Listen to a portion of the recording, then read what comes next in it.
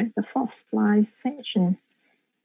And in this lesson, we kind of revise and also will have a look at the way to prepare financial statements. In general, we will look at the way to prepare a statement of financial position and income statement. In general, this live section, it seemed to be like a revision of the the first three, and also kind of an exercise lecture as well. So please feel free to ask me questions.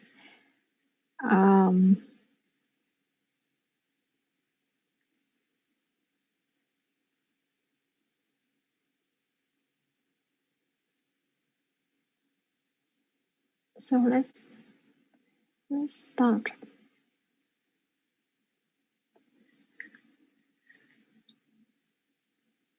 Today we will look at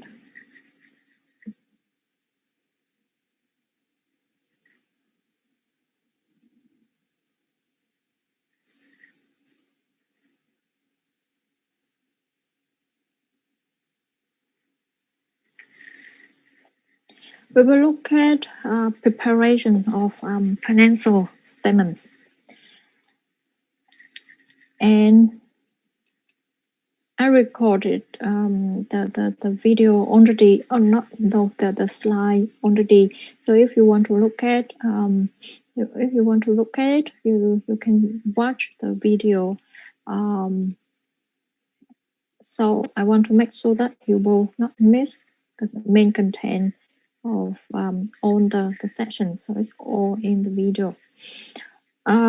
So when we construct a financial statement, the first thing we will have is a trial balance. And in this lesson, we will add another column, that is adjustment. So we will minus or plus, like kind of we add the numbers in the previous items, and then we will edit in income statement or statement of financial positions. Please have a look at the example slide. So main adjustment that we will do is the first thing in our course, that is cost of goods sold. The second thing is about prepayments. So if in the exam you be asked to prepare statements, such as like financial statement of financial positions or income statement, main items will be adjusted, including cost of goods sold here, accruals and deferrals, and calculate like depreciation, provisions, and also potential of assets impairment. So remember this 5, okay? So they are the main 5 points. And in the exam, if you are asked to prepare financial statements. And another point I want to introduce or repeat again is preparing or presenting statement of profit and loss. So in this course we will use function. Okay, so we base on function. What does it mean? So we will have revenue, and then we use cost of goods sold, and after that we have gross of profit. Remember the format, and all are provided on Moodle, and you will have an open exam, so therefore remember the format to use only. Everything you will be opened. You will have open book, and so far I'm not sure whether you will be your exam will be timed, or your exam will just have 24-hour windows, so you may do anything in 24 hours, and until that time you submit, or you may have 90 minutes to prepare your financial to prepare for your exam. So far still not we still wait for the final conclusion. Okay, but even you have time exam, I think that the time exam is not challenging. So everything, remember where to open. That's it. And remember statement of financial position based on function. So based on functions, it means that we will classify distribution costs, administrative costs, other expenses, and finance costs, and then after that, profit and profit before tax, tax expense, and profit for the year. And here is not the function. Okay, so not a function is we just list like other income charges in inventory. So it's not very common to see, right? And during the tutorial, we also show you this one. Therefore, be familiar with this. And now we look at trial balance. In this example, we have a trial balance. On the 31st December, we have debit and we have credit side here, and all information, debit and credit in on trial balance, this will be positive or negative numbers like this. Okay, and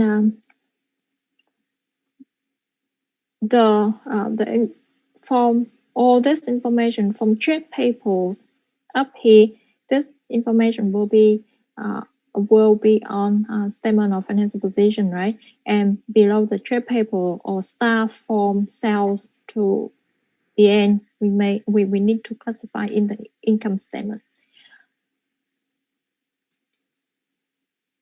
So now analyze a worked example here. As I mentioned, there are 5 items that, or no, 5 topics, right? We may be asked to prepare. That is cost of goods sold, accrued or prepared, depreciation, and also provisions, and maybe impairment assets as well.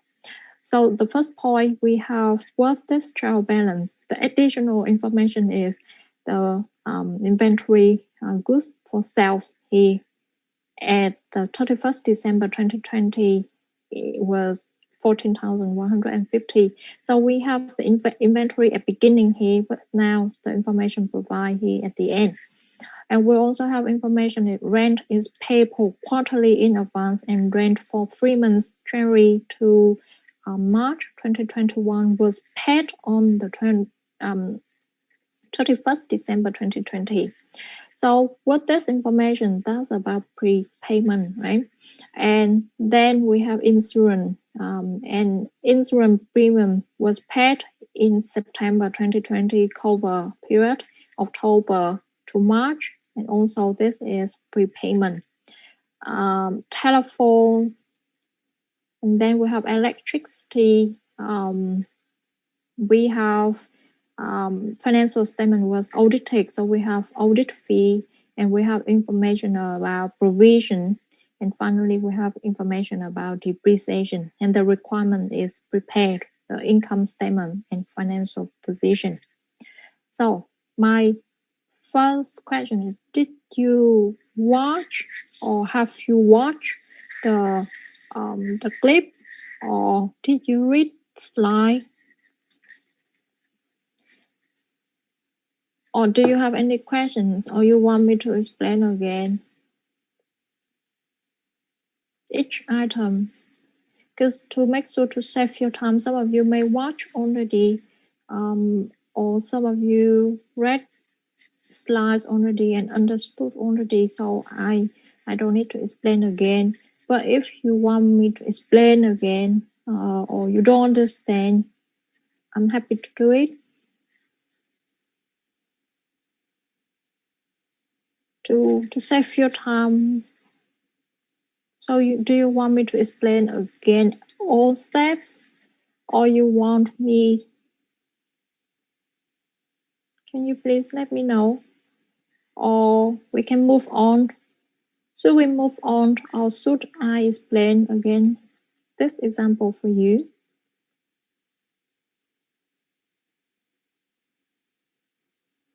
Please let me know in the chat box. Okay, so move on. I received one move on. Anyone? Okay, so yes, please move on. So I hope that you read the slide already. Okay, and if you have any question, please ask me. And be aware. One thing is can be that in the second part of the course with another lecture also different lecture or with different approach, right? So can be that just Q&A if you don't ask and then can stop. So but I don't mind to explain again for you. So if you have any questions, please feel free to ask me. Okay, so let's move on, right? So in here we know that cost of goods sold information about opening, closing. We calculate cost of goods sold. We need to calculate depreciation. And one point I want to emphasize is there always question about provision. So sometimes some information like this can be provision, but sometimes can be contingent liability. So please read carefully to identify whether an item is contingent liability or provision. If there is a provision, we need to record as a liability. If there is a liability and expenses, if that is a contingent liability, we just ignore it. We don't need to add any information in financial statements, right? We don't need to adjust. So I just want to analyze this point and then we move on. At the end of the year, the company received a notification that a lawsuit was filed against it for insurance due to defects of goods sold. The company legal counsel believed that an unfavorable outcome is probable. So that is probable, right? And that is a reasonable estimate of the settlement is 1,000. And settlement is expected to be occurred at the beginning of May 2021. So this information, based on this, we may confuse between liabilities and provisions because we may classify this as a liability, right? And we if and expense if you don't record at the provision, you may record directly as an expenses, and no as a liability. If there is a liability but you record a provision, is also incorrect, right? But why in this case we record as the provision?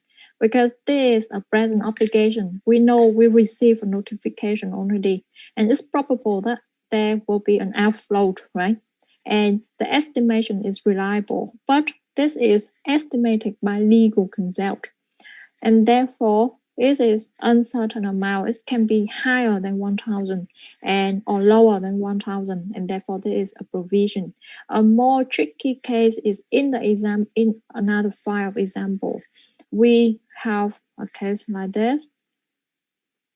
Let me show you a more tricky case. If you have provision and be aware of that. Look at the case in here, and all the information is on Moodle. Okay. Here, the provision liability in the trial balance has been set up to pay for probable legal costs in pending litigation, and the company received the final court decision on litigation and the cost. Says the indemnification of 46,000, and the original cost is 50,000. And at the end, the decision was not included in the account, and management decided to record the amount under the overhead other payable. So it's in other payable, okay? And when you look at here in the worksheet here, in the other and here is not C. And when you look at not C, it's quite complicated. Okay, example, and it's for someone who want to be more who want to challenge yourself more. And you can see in here the provision at the beginning is 50, right? We put it at 50, but finally the court decide another amount. Therefore, we need to cancel the previous one and we add the new one. That's what I want to mention in here. The initial amount is 50K, right? The initial amount is 50K, but actually the court decide 46K. And the way we record it is kind of quite different from the way we, and you see here the provision, the way we record kind of quite different, and have a look at that.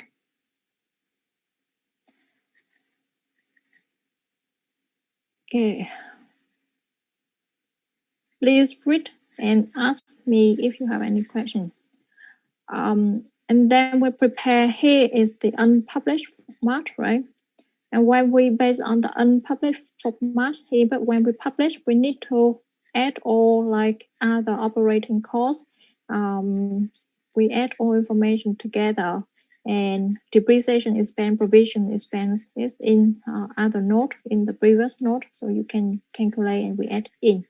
And then we adjust for interest expense, income, in tax and dividends. So what extra information I provided here for you. So please have a look at that because you want to move on. Therefore, I just go briefly, very briefly in this part for you. One point I want to emphasize for you in here. Sorry. I pressed the wrong button.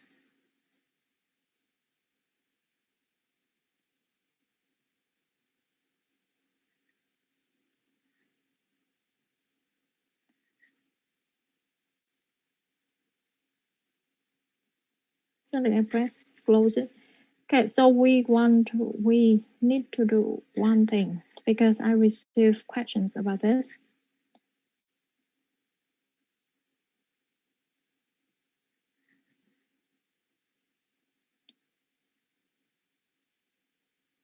Please try this.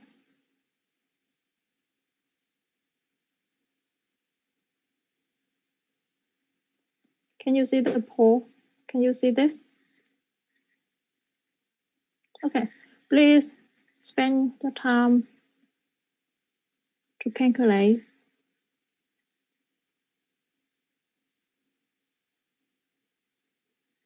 The trade receivable as at 31st March 2020 is 183. Bad debts 800 is to be written. Provision for doubtful debt at 31st March 2019, 8,000. The allowance for receivable is to be adjusted to 4% of receivable. What is the provision for the year in this case?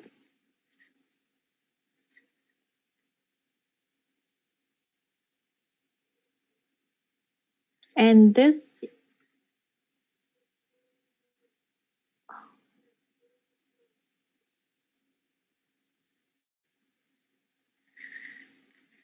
if this, the summary of this example, if you want to see.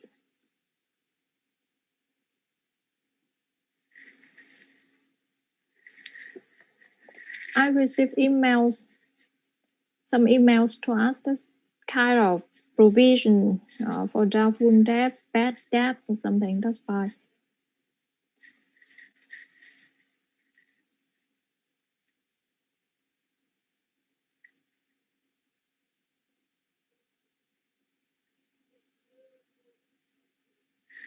Please try to engage in these activities for me to see whether you understand.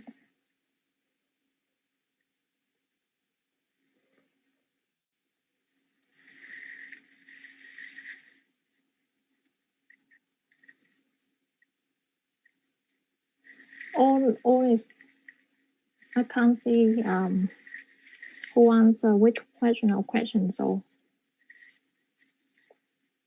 please feel free to click.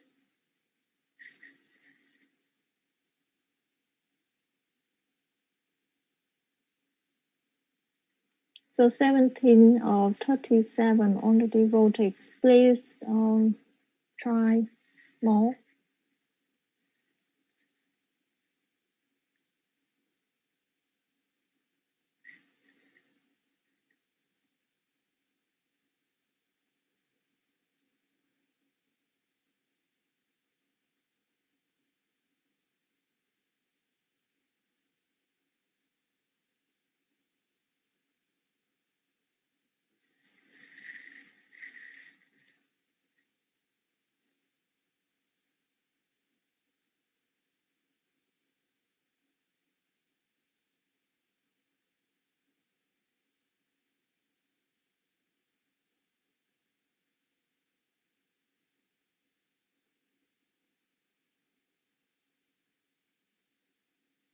You finish? Okay, let me stop and share.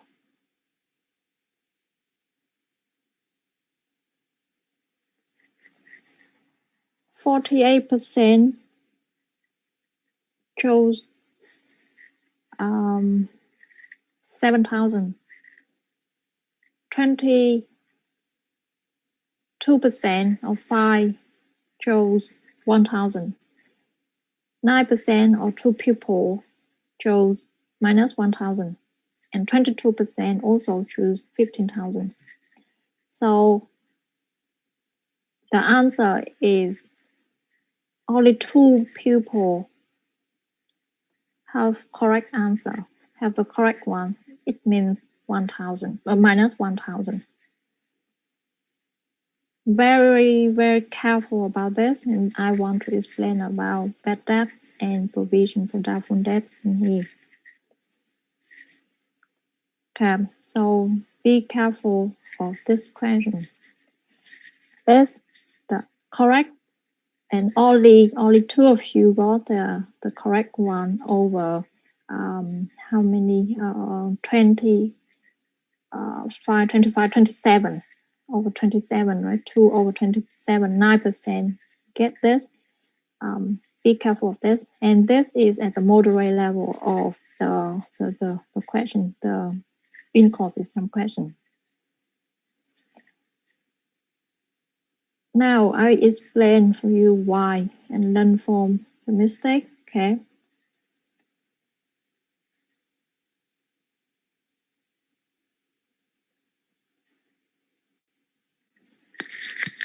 We have the receivable at the beginning. We have the, is it this one?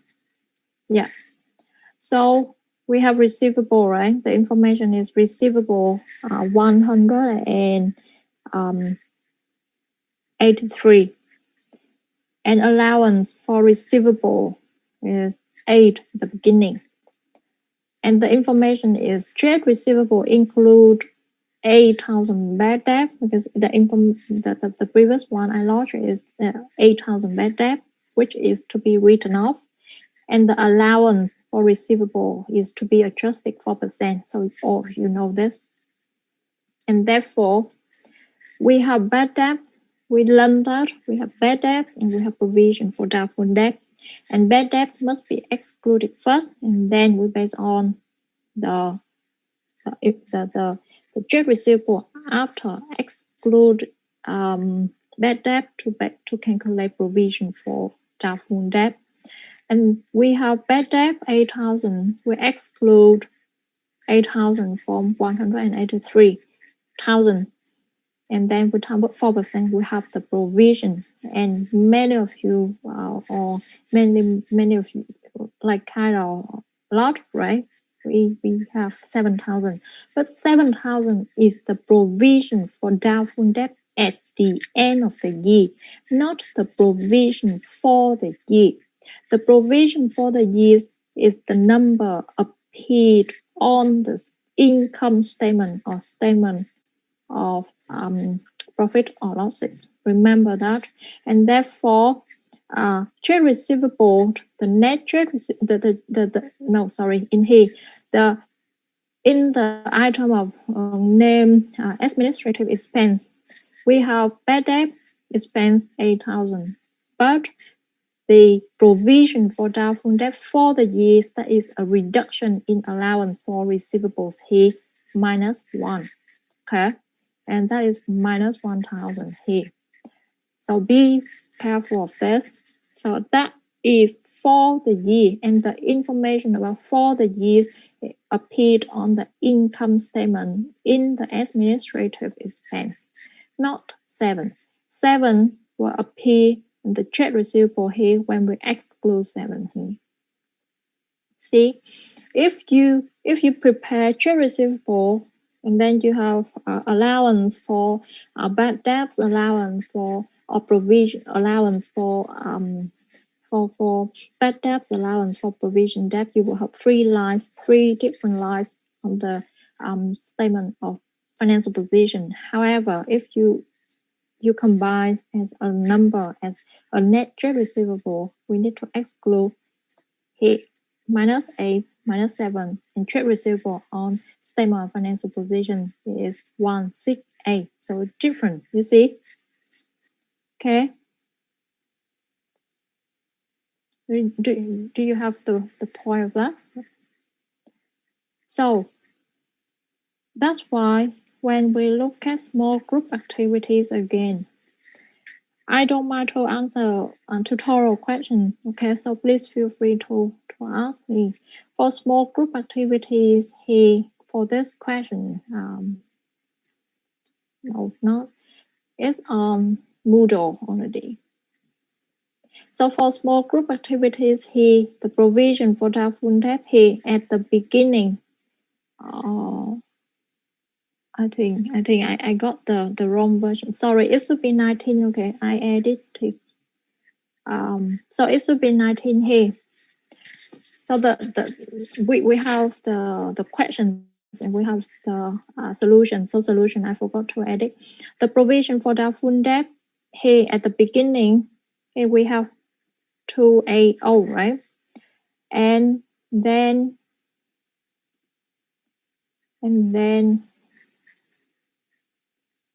suggested solution. And when you look at the solution, oh, sorry, I'm wrong.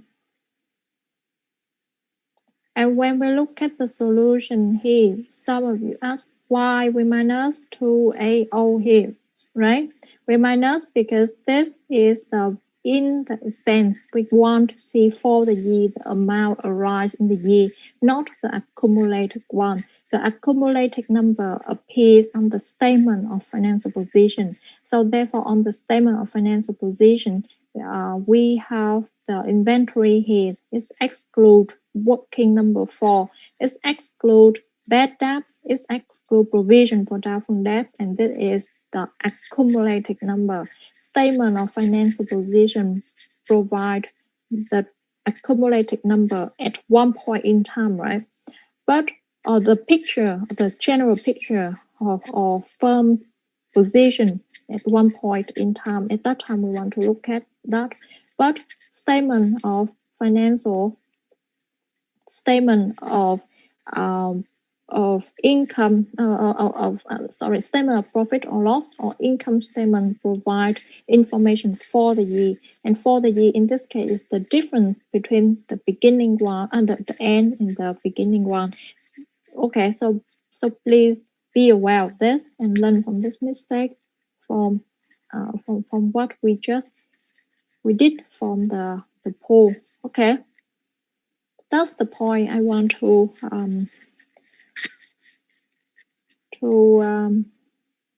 share with you today when we look at that. So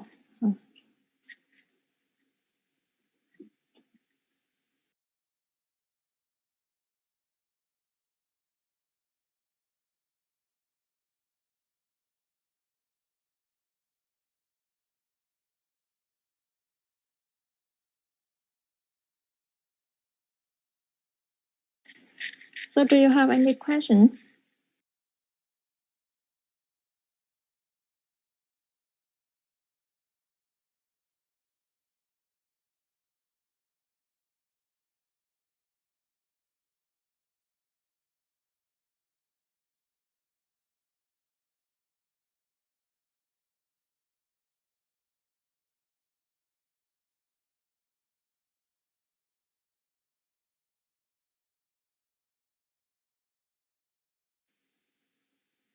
Yes, no, do you understand that?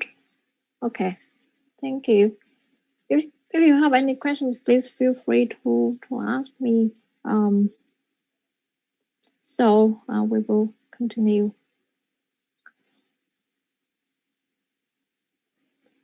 So that's what I want to emphasize in this. Okay, so therefore in the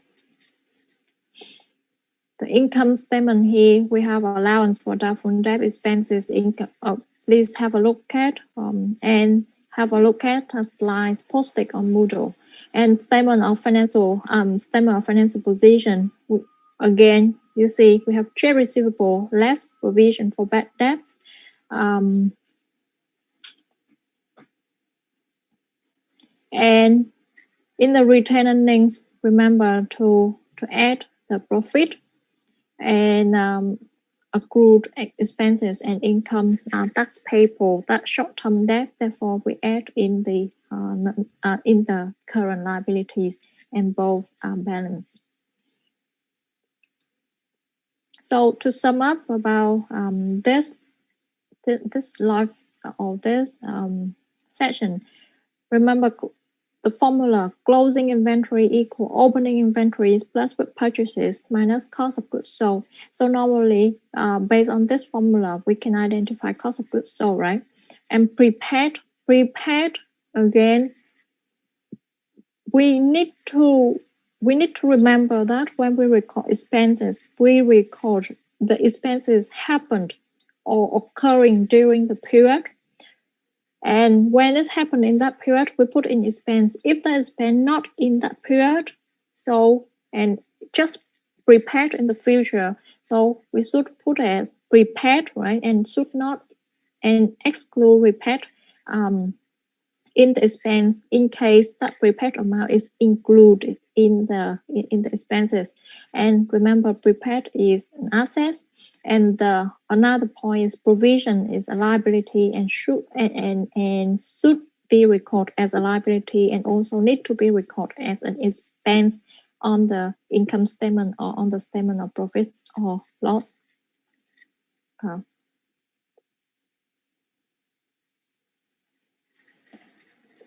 Can you explain the question 7 of the quiz in Unit 2?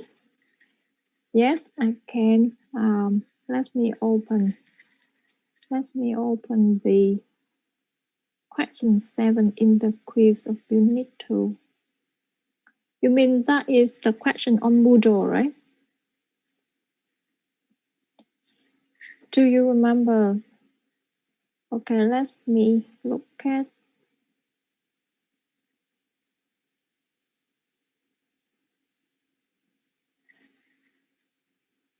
Do you have any questions? Please feel free to let me know and I will explain it to you. Okay. So in Unit 2, question 7, one more thing. Can you please let me know the questions? Because I set up the circle, so your question number 7 may different from my question 7. Can you please let me know the content of the...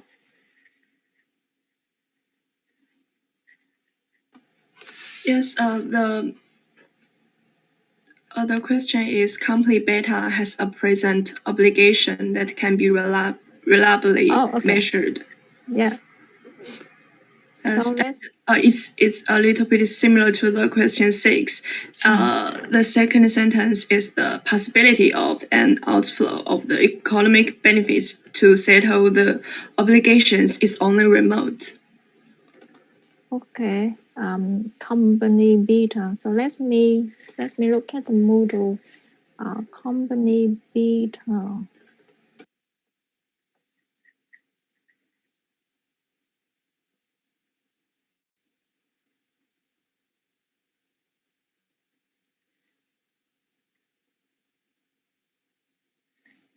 Okay, company beta has a present obligation. Oh, it's also somehow it's company beta has a present obligation that can be reliable.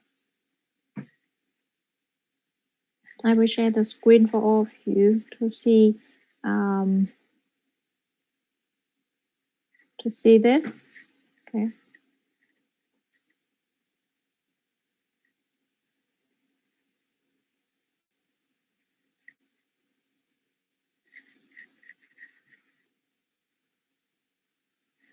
You can see, right?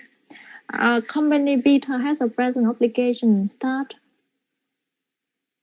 can be reliably measured, but the possibility of an outflow of economic benefits to settle obligation is only removed. In this case, company beta will record A, disclose contingent liability, B, recognize liability in the statement of financial position, C, nothing, D, disclose a contingent assets, and E, that is recognize a contingent liability in financial statement of financial position.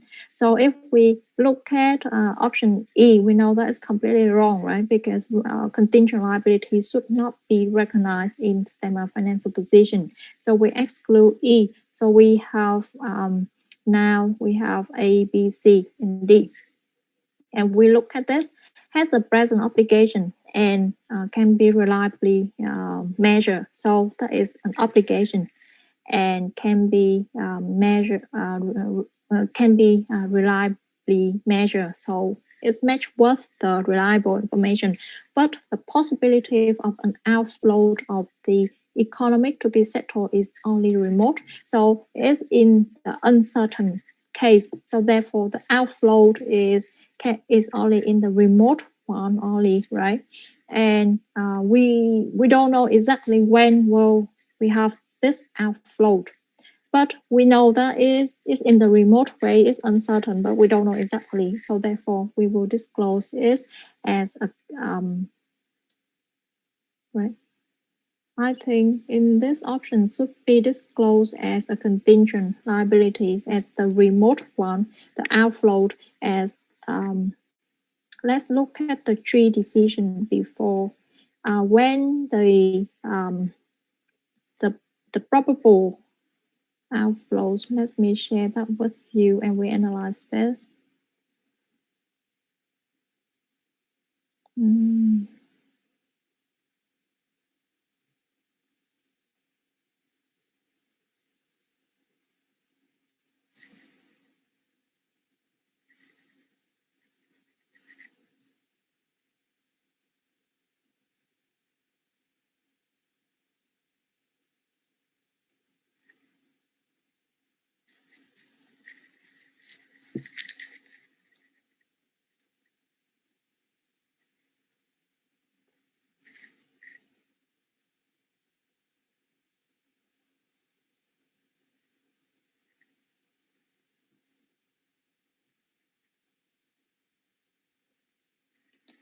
Let's look at the tree decision here.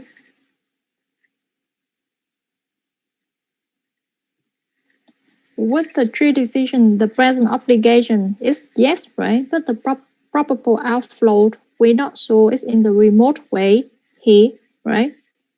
Or it should be yes here, sorry. So it should be yes here. Oh.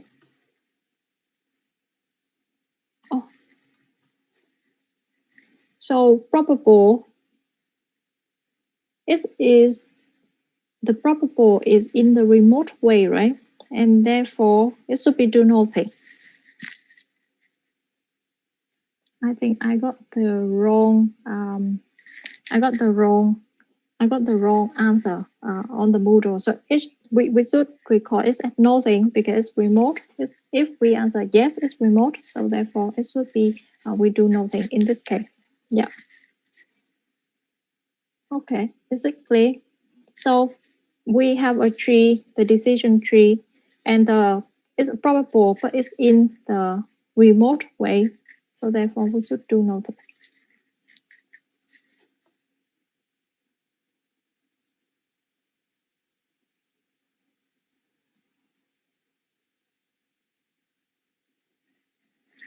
Could I explain what remote means? Remote, probable in the remote way is that we're not sure that whether this is really will be probable or not, will have the outflow or not.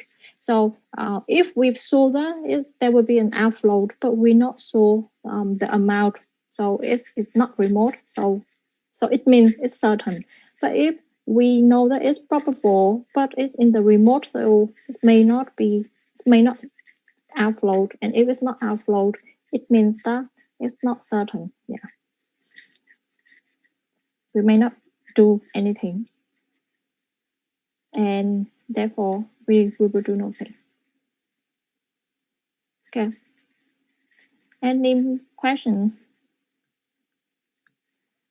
So I want to launch the poll that I want to do last 2 weeks.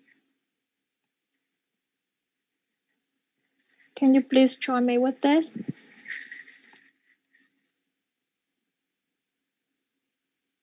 Do you remember about inventories?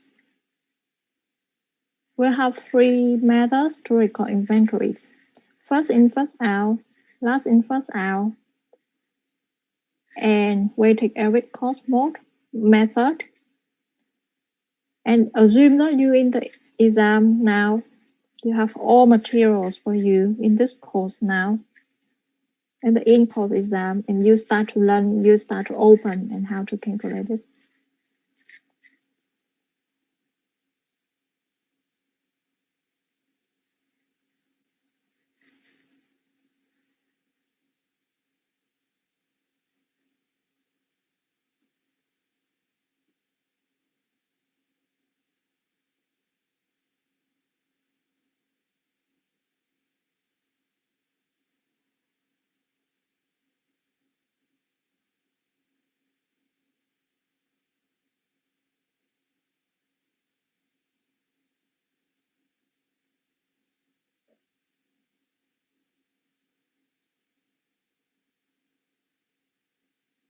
Do you remember anything about weighted average cost method?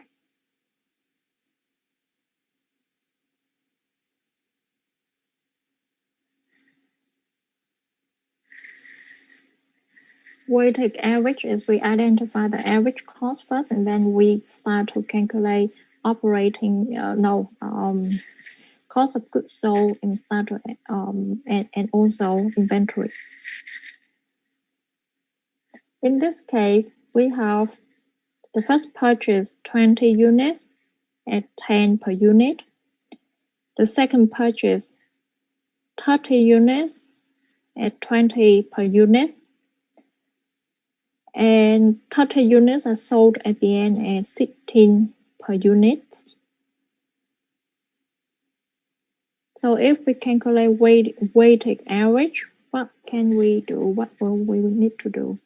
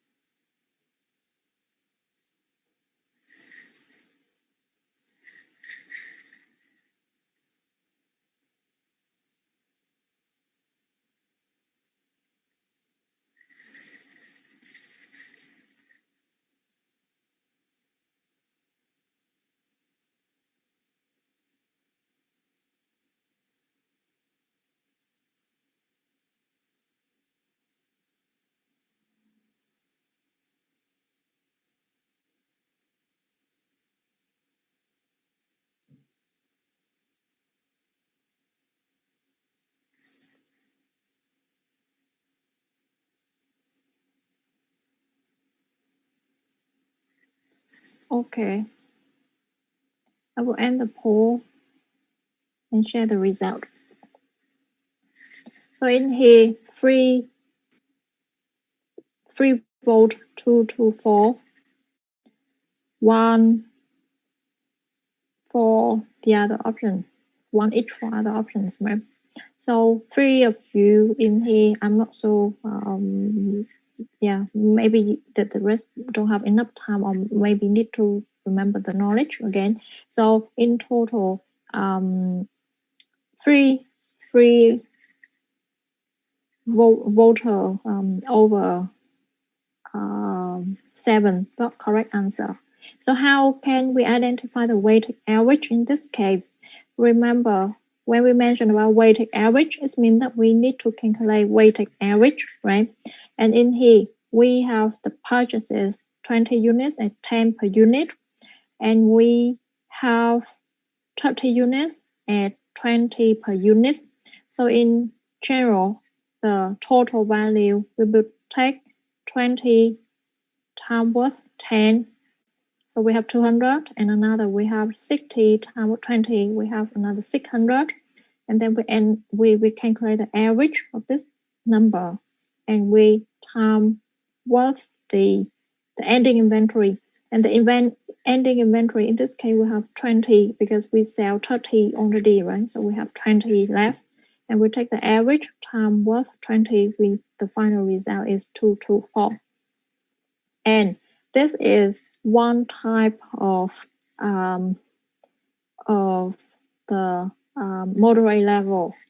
And in case I know that at the moment you have a lot of assignments, many courses, well, lots of assignment, and therefore maybe at the moment you don't spend a lot of time to do this course. But remember, even we can open book, but remember that it takes some time to learn and revise knowledge. Okay, this course is not challenging, but need some time to invest in that. Okay. Okay, do you have any questions so far for this?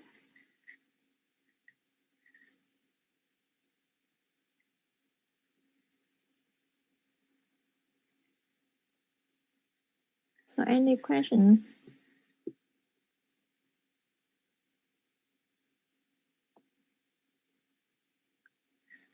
Next week, we will learn one topic about financial interpretation. And in this course, the financial interpretation.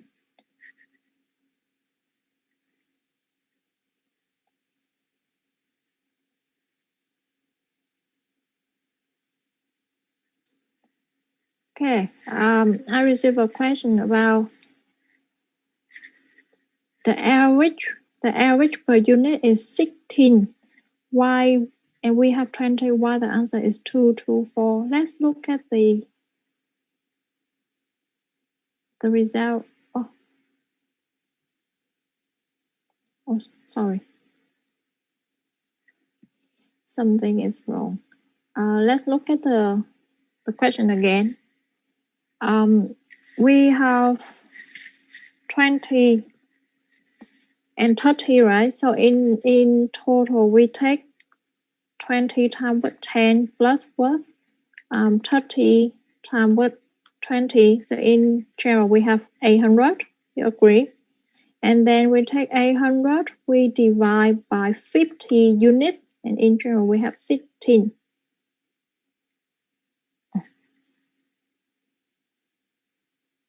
What happened to this question? 20 times with 10. I'm sorry. In here, we have 20 units at 10. And so in total, we have 20 times with 10. So we have 200 plus what? 30 times with 20. 800. And then we divide 16. Something is wrong here.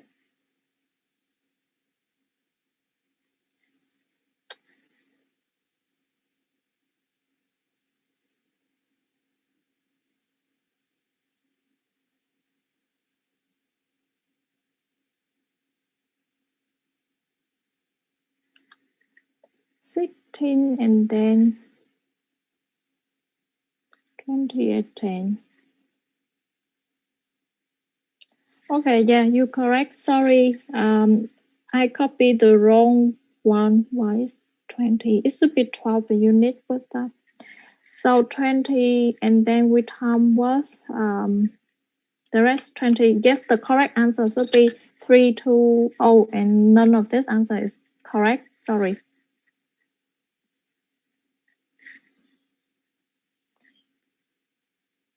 So we take, yes, sorry, it's the question should be 12 per unit. I copied the wrong one. Yeah, no, I tapped the wrong one. If the unit is 12, so actually none of you got the correct one. Thank you. So in here, I was wrong. Okay, so if we take 20 times with 10, and then we plus with 30 times with 20 here. So in the total value is 800, and then we take 800 divide by 50. It should be 16 per unit, and then we take 16. We time with 20 again. The result should be 320, and all this incorrect. Okay, it's just because my typo. But thank you for letting me know. Yeah. Okay. I just mentioned that next week we will study about interpretation. Kind of we learn about financial ratio analysis, but it's kind of different from the course about statement analysis and valuation, because the way we approach is different. So therefore, please remember to read the teaching material I will open after today. And also one thing is don't mismatch the assignment between two courses. Okay, I think that if somehow you choose the same group, what financial statement analysis, statement analysis and valuation course, other course. If you choose that course and you pick up the same company, you make calculation the ratio kind of similar, but the way we approach between two courses is quite different, and be aware of that if you start to prepare for your assignment. The assignment, your assignment, you already see it will be about interpretation, financial information and non-financial information, and you will have some time. You will need to submit in March, and so if you have any question about that, you can start to ask me after next week, because after next week we study. Because next week we will study about that. And please spend time to do in course some basic knowledge about in course exam. Please have a look at the statement of financial position, how to prepare financial statement of position based on the slide today, and also the example I provided on Moodle. Okay, so that's it. I think it's quite simple, but so far you just mentioned that, just move on. So I think that it's not challenging for you. So yeah, thank you for joining the live session today. And please remember, if you have any questions, please feel free to let me know. And also, one more thing is, I'm not sure about the way that Gabrielle, another lecturer of the course, approach. It can be that if you don't have any question during live session, it's just a live session for Q&A. Okay, and if it's Q&A, it means that you have to have question. Okay, and if it's just a question, if you don't ask, it can be a way a case that maybe we'll have nothing to talk during that live sessions. Oh, okay. If the question is whether I could give some information about the exam on the 26th of February, yes, the exam on the I remember I mentioned this, but again, The exam on the 26th of February, it will last 45 minutes. And you now we submitted the question already, so everything is submitted, and I can't change anything. Or for that course, for the questions already, I can't change. So now I'm quite sure that there I'm sure there will be 10 questions and 10 easy questions, 10 moderate questions, and 5 hard questions. For the easy level, it's mainly just kind of theory one, very similar to the first.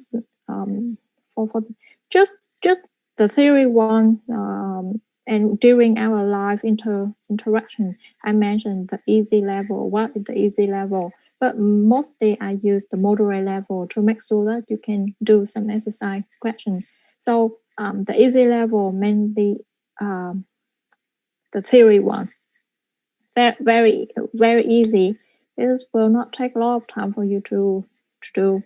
Moderate questions, for example, the questions during our live session today, about, for example, like calculate the inventory, any method maybe, or depreciation or something. So you see that the topics we study just in a few areas, right? So calculate, for example, depreciation, calculate cost of goods sold, or calculate inventory or something. So lots of calculation at the moderate level, or can be, and you will have 5 hard questions.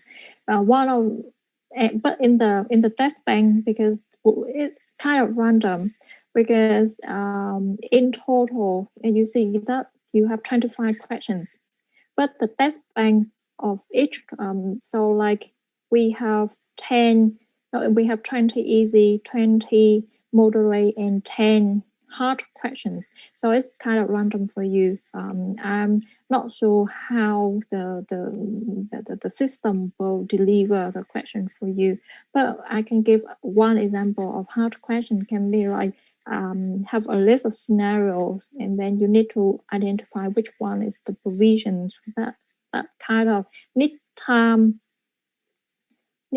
for you to know what types of questions, or multiple choice questions. So you just need to click, and for you have 5 options for each, and then just all multiple choice. That's it, very simple. So for sure that you will have answer. Yeah, that's it. Do you have any questions? So it's take time, okay, for the in-course exam question. It take time for you to read, to do. So therefore must pay attention to when just read the exam, read the question, and you know how to do it. Yeah, I don't think you have you have time to open, to check. Okay, yeah, so need to read. Will we have quiz for brothers before exam? The quiz for brothers based on quizzes on Moodle. I am preparing the kind of, I call it supplementary questions for you to brothers. But it's just at the moderate or hard level. The easy one, I think it's easy, but I may prepare some easy for you to brothers. But remember to practice the practice question I prepared on Moodle as well. Yeah, so that's it for the quizzes. I will open to make sure you will have time to prepare for that. Hopefully I finish it soon, and you will have. Which units will be covered in the exam? As I mentioned, the units covered will be unit 1. Actually, the initial plan is that you should have the exam this week, or at the end, or next week. But I think as I cover unit 1 and unit 2, and then unit 2, the knowledge based on unit 1, so somehow I have time to remind you about unit 1, and you may have more time to cover. Therefore, after finish everything what I teach, so you will start to have the exam. But the exam only cover unit 1. Okay, so spend time to do unit 1, and you can see that in like the today's session based on unit 1. And you have 45 minutes to finish 25 questions. And the weight of question is 3 for the easy one, 4 for the moderate one each, and 6 for the hard level. So in total, 10, so 30 for the easy, 40 for the moderate, so you have 70 enough A5. And then start from the hard level, you achieve to the A mark. But if you achieve all the easy and moderate, yeah. Yes, the exam only cover unit 1. Yeah, only cover unit 1 only. But knowledge in unit 1 is large enough for you. Any question? It's open. So for make sure that is 45. You may have grace period. Normally for the exam, you may have grace period that the university add for you to upload questions and to download or upload questions. But that for the normal written one. So maybe for your exam, that the written one you do on Excel or typing or something, you have time to upload, right? But for this MCQ, I'm not sure whether you have grace period. That is 30 minutes or something, but I'm not sure how. If you have grace period, it's good. But if you don't have, only 45 minutes. And as I can observe during our live session for moderate question, is on average it takes around 2 to 3 minutes for you to for who engage in. So it takes around 2, 3, or sometimes around 5 minutes. So be careful of those questions. Okay. So if you spend a lot of time for 10 questions and you have 30, right? You have 45 minutes and you have 10 questions at moderate level. And if you spend around 5 minutes or you spend more than 5 minutes for moderate or something, I mean, this time I'm afraid that you may even fail, okay? Because 30 questions, no, 10 questions, what three, only 30 marks still fail, right? And moderate is another, you achieve until like five more moderate questions. You can just pass, not even achieve the merit one or the more than 60, the B mark. So therefore, this exam is not challenging, but time you will work under, you will be like, yeah, under time pressure to finish in 45 minutes. A lot of questions. I'm sure about that. So please take time and be serious about this.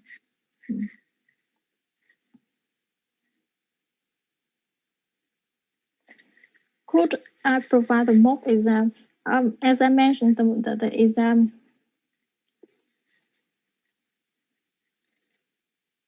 Or we have choose. So for 45. First, I answer about the mock question. First, the quiz, as I mentioned, the exam based on the quiz, very similar to the quiz. But I'm not sure whether I pick up in the quiz or not. Okay, but very similar to the quiz. So practice the quiz.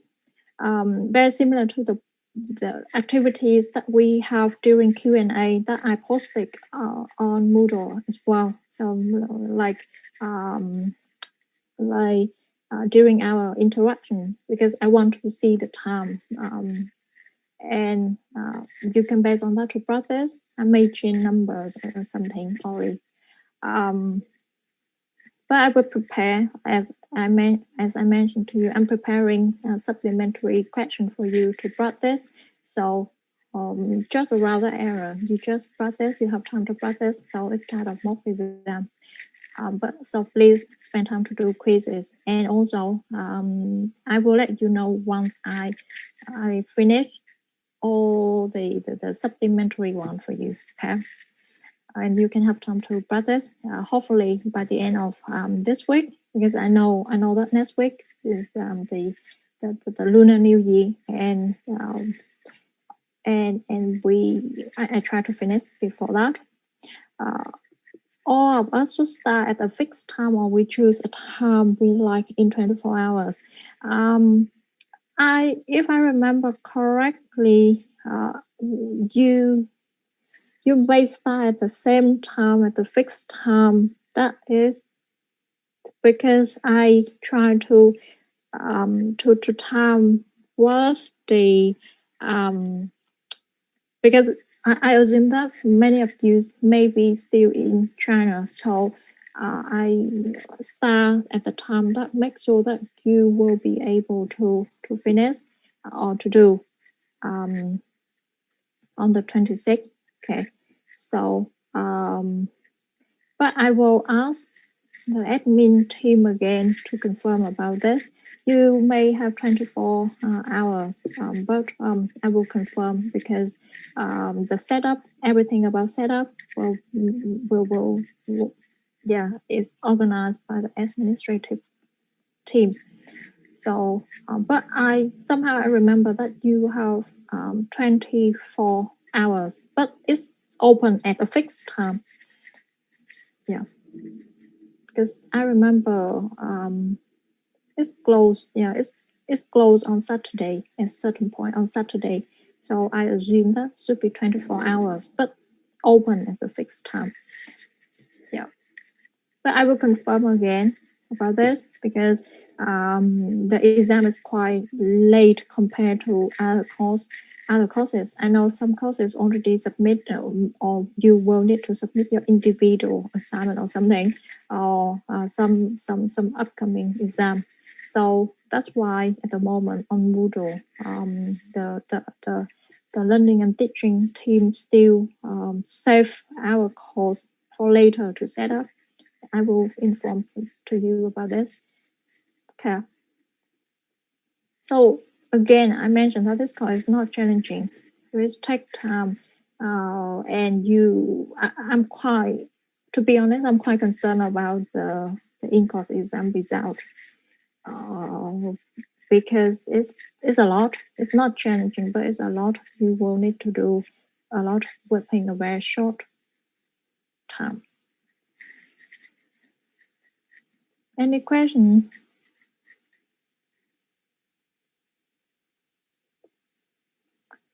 Okay, so thank you for attending the session today.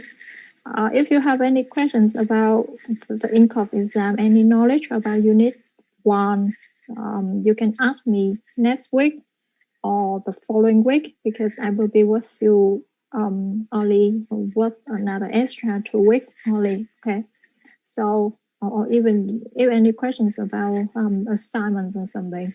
But after that, you will meet Gabrielle.